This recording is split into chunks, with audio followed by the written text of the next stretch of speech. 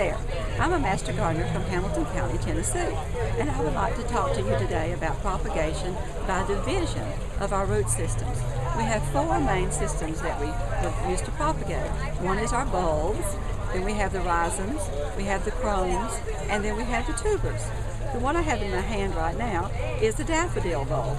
And when you take it out of the ground after you've planted the mother plant, it'll come up and you'll usually get two or more that will be attached.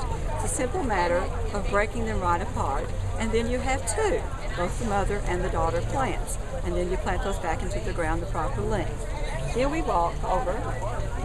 We also have our hyacinth bulbs, which is sometimes they're the color. This would be a purple hyacinth right here.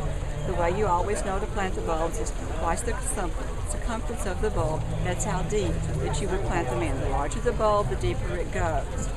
One of the other divisions that we have, you'll find in daylilies and in liriope, which people call monkey grass, and so forth, are the tubers. And they are just small little doublet-like things that are on the bottom of the plant.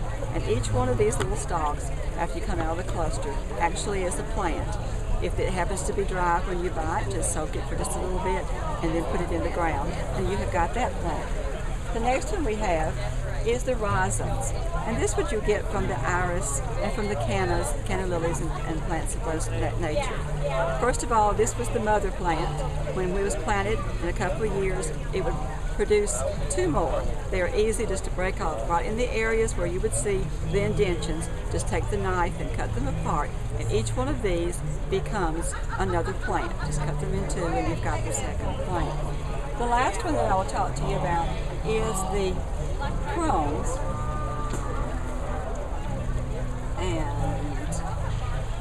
it'll be difficult to show on the camera, but these come up and they're just like little things that come up like this. It's kind of hard to see on there. It's very Bailey. They come up around it, and this are several of the plants with them. They also will multiply, and you can take them off. Sometimes we talk about that with the Easter lilies, would have that particular type of system. This would be another one that would show up a little bit better as to how it looks. These are planted. Always remember to plant the flat side down, and this part that is sticking up, your pointed edge always goes up. And that's how you would divide all of your plants underground and get that many more. And I am from, if you want any more questions at all that you have, please go to our website at www.mghc.org. Good evening.